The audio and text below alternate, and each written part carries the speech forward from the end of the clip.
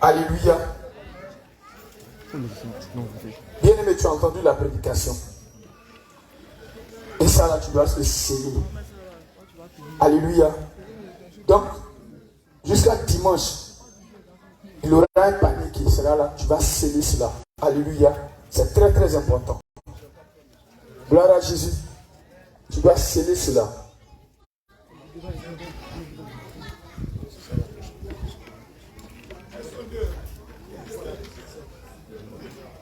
Bien-aimé, allez-y à l'essentiel comme vu le temps. Alléluia.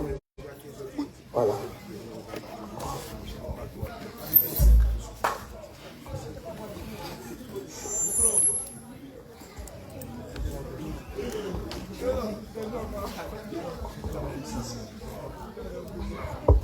Shalom, shalom, peuple de Dieu. Je voulais juste faire une confession publique. Une confession. J'étais à la seule mère. En fait, c'est la seule mère que j'ai grandi avec mon grand-père, avec ma grand-mère. Parce que c'est ma grand-mère qui m'a élevée. Et mon papa mon grand-père avait eu un enfant d'ailleurs avec une femme. Mon demi-oncle s'appelait Jean-Luc. Et étant petit, on avait l'habitude de se laver ensemble. Moi, lui avec ma cousine. Et un jour dans la douche, on a eu à voir des choses, dans des rapports ensemble. Parce que moi, j'étais encore petite. Après, tout ça est passé. Et il y avait ma maman qui vivait avec un monsieur. Son nom, il s'appelle Yao Chan. C'est comme ça qu'il s'appelait. Et je l'ai pris comme un papa. Je l'appelais même papa. Donc, lui et puis ma maman, ça n'a pas marché. Donc, ma maman est partie à San Pedro. Et elle est restée là-bas. Elle a fait sa vie là-bas. Et moi, je vivais avec lui. Pendant ce temps, j'avais déjà perdu ma virginité. Donc, je connaissais déjà des hommes. Et tous les jours, il m'appelait, me parlait. Il me disait, mais afin des garçons, il faut laisser. Moi, il me disait que je suis encore jeune, donc je vais profiter. Un jour, il vivait avec une femme bêtée. Moi, j'étais assise au dehors parce que c'était quand il vivait dans un entrée couché. Et il a donné l'argent de marché à sa femme. Bon, je peux dire que sa copine parce qu'il n'a pas fait la dot. Elle n'a qu'à aller au marché. Et c'est comme ça qu'elle est partie au marché. Donc moi, j'étais assise au dehors sur un banc. Et il m'a appelé, il m'a dit, chez moi, je l'ai pris comme un père. Il va me donner conseil. Ah non, ma fille, ce que tu fais, c'est pas bon. Il a fermé la porte de la chambre. Et il m'a dit, comme tous les jours, il me donne conseil. Il me dit que la fête des garçons n'est pas bon. Il va me montrer comment chercher garçon. Et c'est comme ça, il a fait ce qu'il pouvait faire. Et je me suis levée. Bon, ça m'a fait mal. J'ai dit ça même à ma maman. Chez moi, je n'étais pas encore chrétienne. On m'a dit que non, chez nous, les accords, ça ne se fait pas. On a fait ça à plan. Parce qu'il a connu ma maman. Et après, il est venu sortir encore avec moi. Donc, je devais faire sacrifice de mouton. Mais je ne l'ai jamais fait. Et tout à l'heure, lorsque la soeur est venue faire sa repentance, que je suis en train de me repentir, c'est venu dans ma tête. Donc, j'ai appelé papa Daniel. Je lui ai dit, il faut que je fasse la repentance aujourd'hui. Parce que voilà ce qui s'est passé, Donc, c'était pour demander pardon à Dieu. Parce que je n'ai jamais pensé qu'un jour, ce monsieur-là allait valider même en tête de sortir avec moi. Parce que je l'ai pris comme un père. Donc, je demande pardon à Dieu pour ça. Et je demande à Dieu de me pardonner. Que le Seigneur me pardonne pour ce péché. C'est pour ça.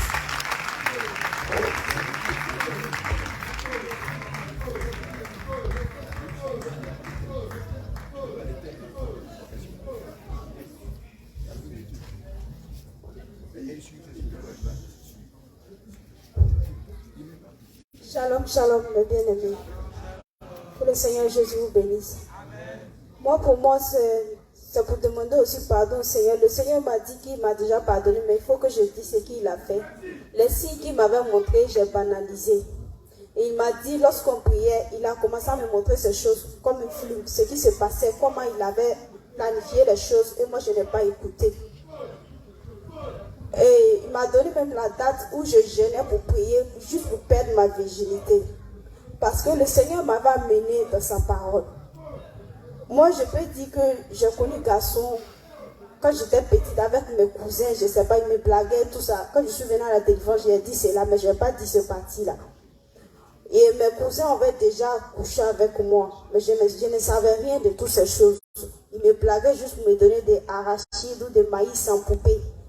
Et puis, ils couchaient avec moi. J'ai confessé ça à la délivrance. Mais après cela, je suis rentrée dans la masturbation.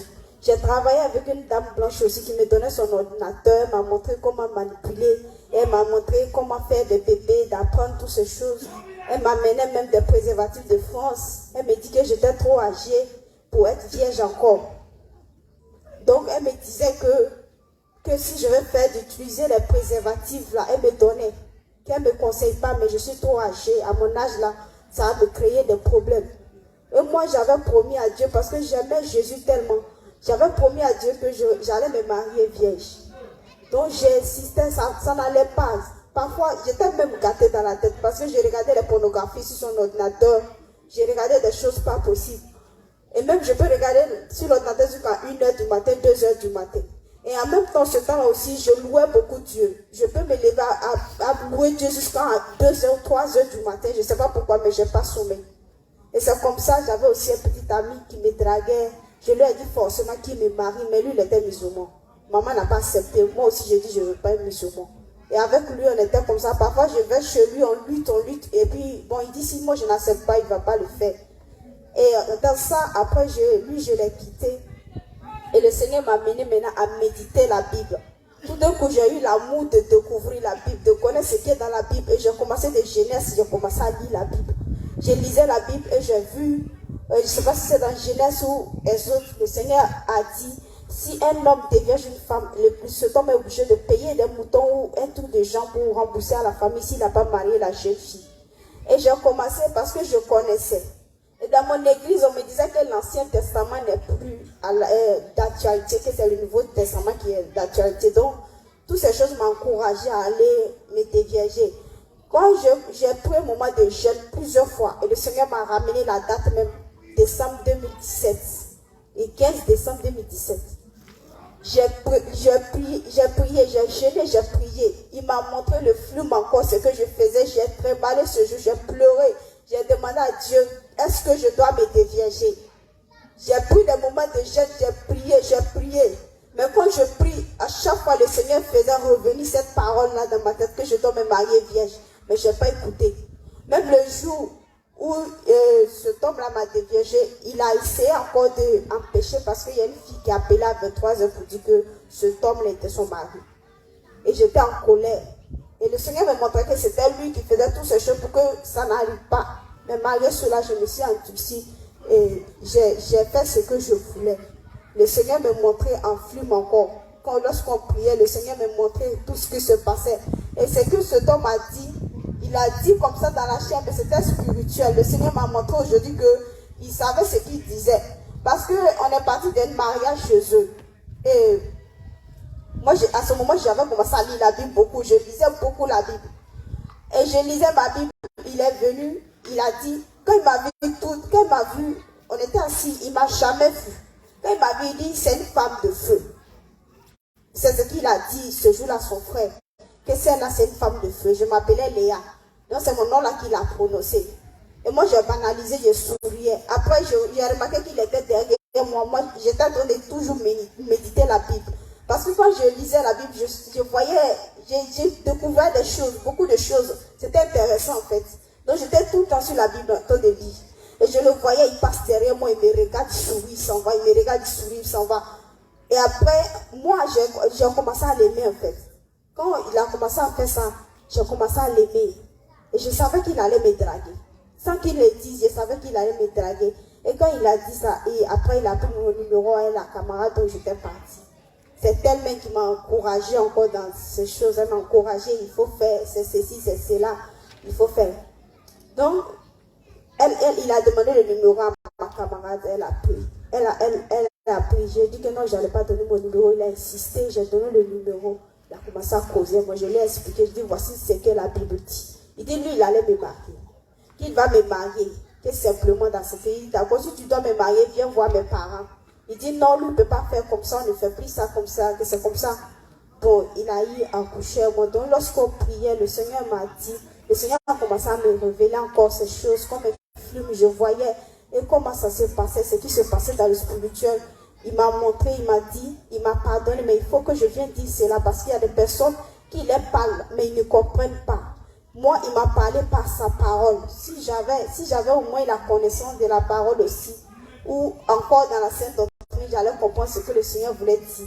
Mais je ne savais pas toutes ces choses. Je me suis appuyée pour dire que non, l'Ancien Testament est passé, c'est le Nouveau qui est d'actualité. C'est sur ça que je me suis basée pour me dévierger avec cet homme. Et après cela, dès que il a fini de perdre ma virginité, j'ai reçu une boule dans mes seins. Et chaque fois, la voix me disait que c'est le péché que j'ai fait qui m'a mené cette boule. Et ça m'a mené dans les opérations de 200 000 de tubes. J'avais rendu un témoignage ici. La voix me disait toujours, c'est ma punition, c'est ma punition. C'est quand je suis arrivée ici, le Seigneur lui-même a fait ma délivrance dans le songe. Donc voici un peu ce que le Seigneur a dit. Le Seigneur dit de dire cela, même si la personne n'est pas ici, il peut être derrière les caméras ou il va voir la vidéo plus tard. Il lui parle. Il y a des personnes comme moi qui essaient de prier, demander à Dieu, mais ils ne savent pas. Mais le Seigneur lui parle. Le Seigneur parle aussi dans sa parole. Donc c'était un peu mon témoignage. Je dis merci à Dieu pour ce qu'il a fait aujourd'hui pour moi.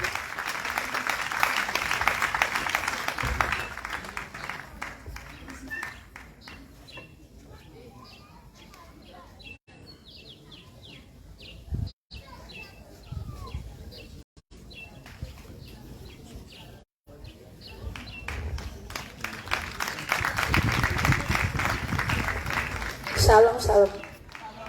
En tout cas, ce que moi je vais dire, c'est pas trop sur ce que le papa vient de prêcher. Comme moi, je fréquente dans une école catholique. Je pratique tout ce que on dit là-bas.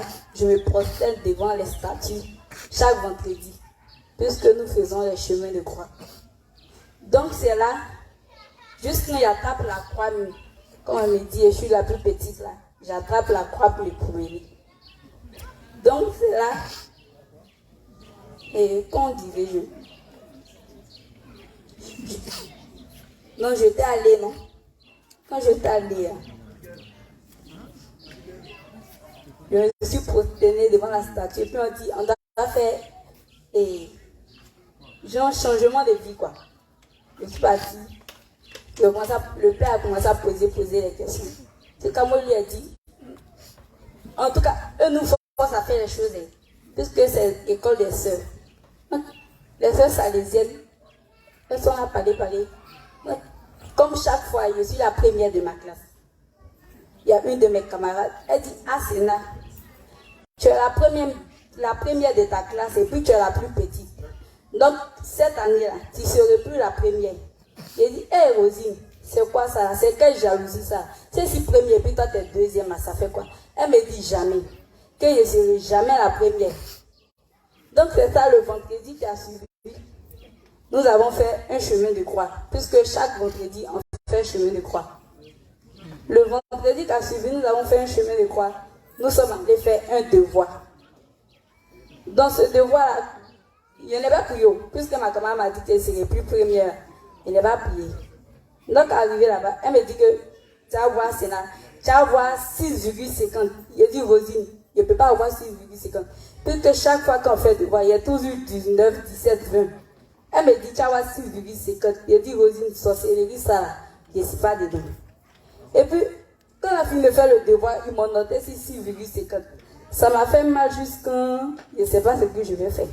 Puis je demande pardon aussi à Dieu. Puis j'ai regardé la pornographie. Je connaissais tous les codes. Je demande pardon à Dieu pour tout ce que j'ai fait qui ne lui glorifie pas. Je lui demande pardon.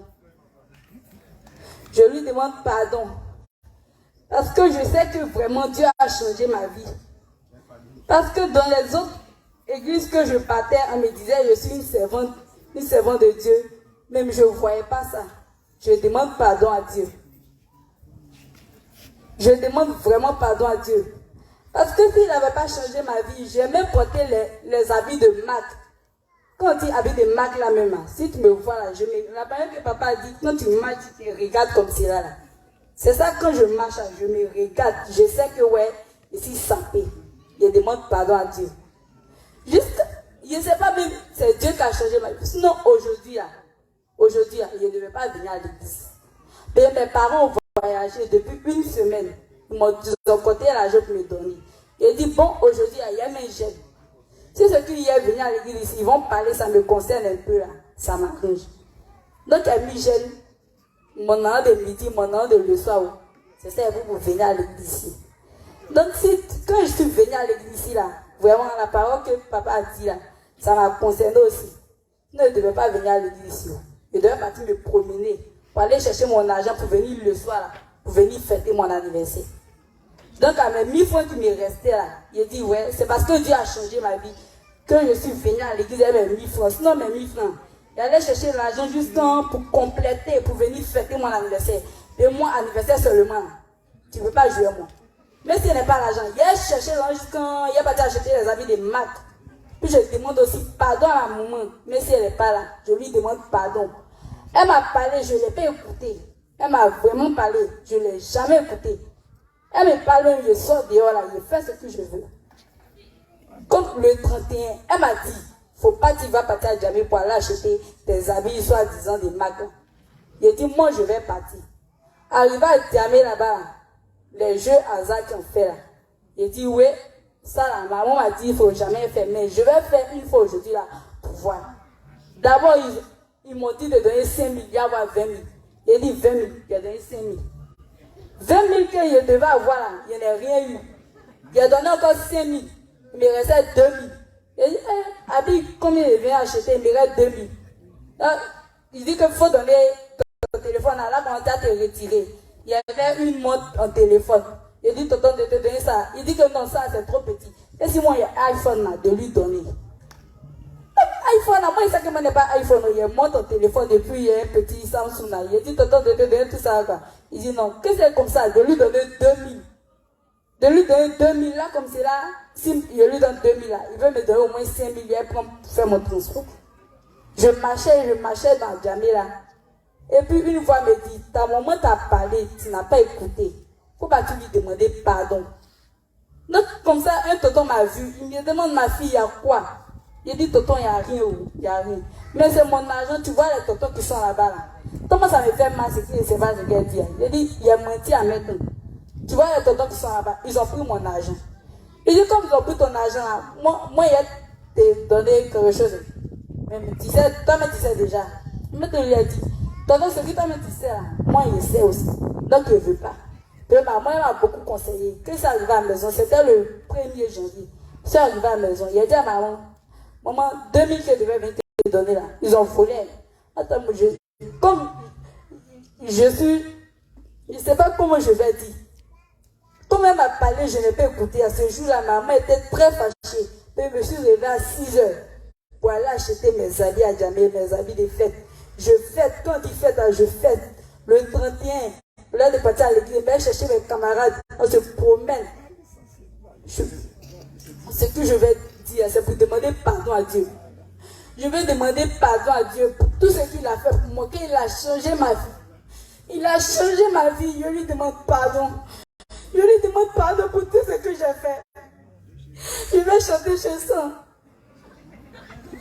Mais toi, Jésus, mon cœur, mais Tima, mais toi, Jésus, mon cœur. Mais toi, Jésus, mon cœur. Mais toi, Jésus, mon cœur, mais Tima, mais toi, Jésus, mon cœur. Sans, Jésus, on s'y mit. On a tiens, un bon mon vieux coup, Jésus, on s'y mit. Toutes les choses que j'ai marché dedans, je ne retournerai plus à ça. Je demande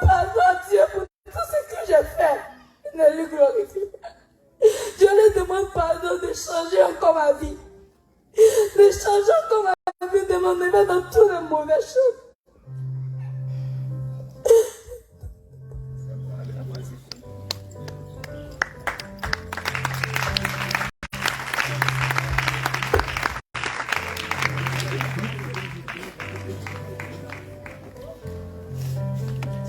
Alléluia. Bien-aimé, acclame le Seigneur Jésus. Acclame le Seigneur Jésus. Gloire à Jésus. Bien-aimé, tu vas t'asseoir rapidement. Je vais faire une petite confession. Rapidement parce que nous avons déjà dépassé le temps. Pendant que les servants de Dieu étaient en train de rendre les témoignages, le Seigneur m'a mis à cœur de dire cela pour nos enfants. Moi, quand je suis né, j'avais un puissant don de vision. Parce que quand l'apôtre parlait de ça tout à l'heure, ça m'est revenu. Je pouvais voir ce qui va arriver demain matin. Donc quand je suis à la maison, je me couche légèrement. Le Seigneur me montre ce qui va arriver le lendemain matin. Là, j'avais dans les 7-8 ans, par là. Et après, parce que chaque année, à la fin de l'année, mes parents nous envoyaient au village. On va rester avec notre grand-mère, avec tout ça en famille. Et après, on revient sur la ville. Et une année, nous sommes allés au village. J'avais, je pense, 10 ans. Et quand nous sommes allés au village cette année-là, il y a une tante qui reste principalement avec ma grand-mère, celle qui aide ma grand-mère chaque jour dans les tâches du quotidien. Et cette tante-là, j'avais 10 ans.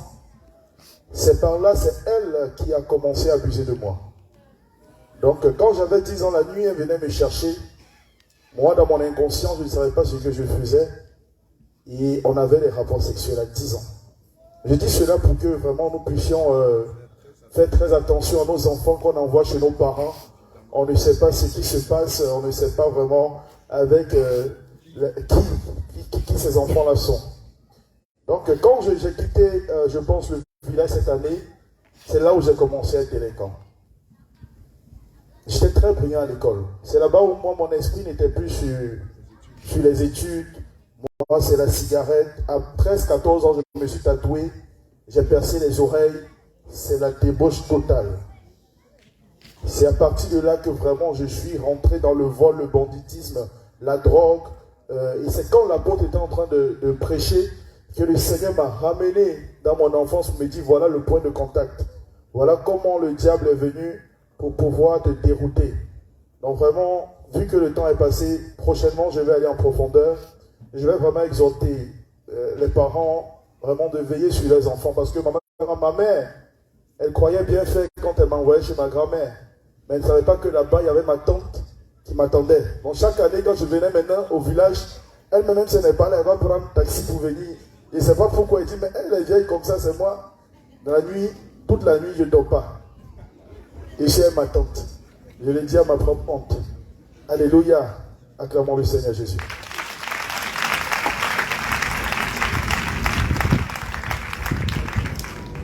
Alléluia.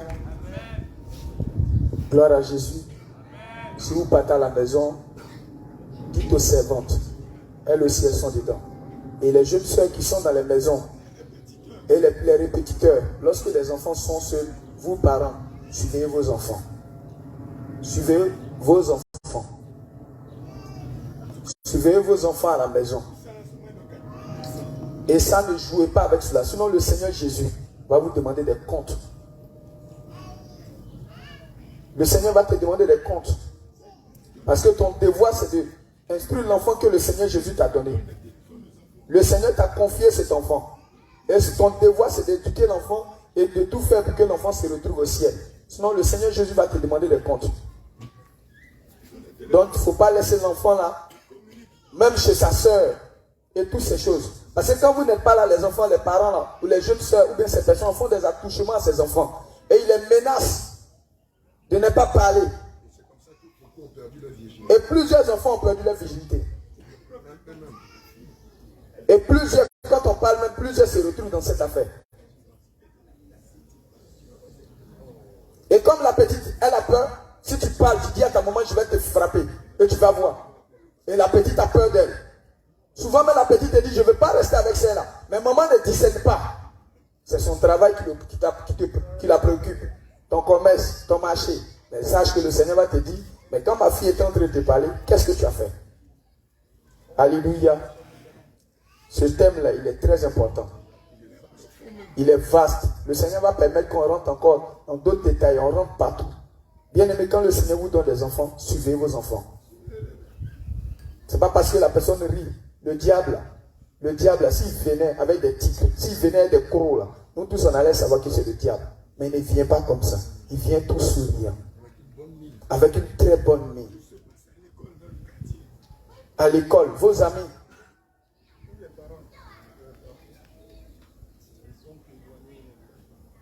Les oncles. Les beaux-pères. Refusez qu'un homme appelle votre fille ma femme. Refusez ça. Ou une vieille appelle ton fils, mon mari. Et puis maman aussi dit, hey. Vous savez comment on marie, non? On paye la dot. Alors il va venir payer le cadeau. Il va te donner un savon. Non, ça c'est pour ma belle-fille. Et puis toi aussi tu vas prendre, il a payé la dot. Vous prenez tout à la légère. Alléluia. Bien-aimé, réveillez-vous. Sinon, le Seigneur va te demander des comptes pour ta profit. On n'en est même pas sorti même. Si on veut prendre tout le temps même, c'est demain qui va nous trouver ici. Tout le monde. Viens prendre bonbon. Toi aussi, tu cours, tu vas prendre bonbon. Et des attouchements. Des attouchements. Même si tu as touché, les attouchements, il est sorti avec toi. Car le Seigneur dit, celui qui regarde une femme et la convoite a déjà commis un adultère avec elle. Si le fait qu'il t'a touché, il a touché, ou bien il a eu des attouchements avec toi, il est déjà sorti avec toi.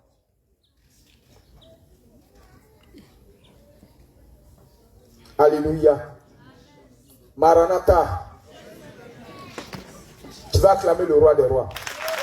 Bien aimé, je ne t'ai pas dit de m'acclamer. Je dis d'acclamer le roi des rois. Avec des cris de joie. Alléluia. Alléluia. Avant de commencer, on avait dit que quelque chose va se passer. Attends, reste, il ne faut pas t'asseoir. Il faut te tenir debout. Il faut te tenir debout. Élisée. Il faut prendre Bible. Genèse chapitre 2, verset 18.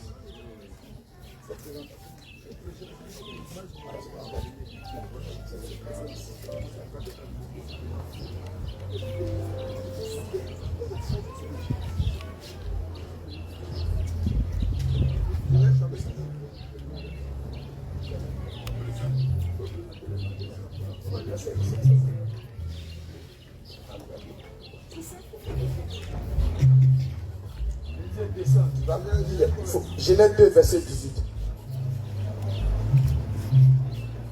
Écoute bien. Regarde. On t'envoie un SMS. Il ne t'aime pas.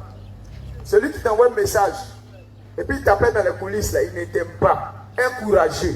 Quelqu'un qui t'aime. Quelqu'un qui a le courage. Qu'est-ce qu'il fait? Il se lève. Alléluia. Amen. Et il va voir ta famille. C'est là on dit il est courageux. Sinon, regarde ici. Si tu rentres dans un supermarché et tu vas prendre biscuit sans payer, qu'est-ce qui va se passer? Tu ne connais pas ce que le vigile va te faire. Il va te poter. Et puis en plus de cela, il va te jeter en prison. Toi, on appelle dans le couloir à 23h. Et puis c'est pss, pss. Ça veut dire qu'il ne te considère même pas. Pourtant, le Seigneur dit que tu es une perle rare. Tu es une princesse. Tu es la première de ses yeux. Et puis tu n'acclames pas, non?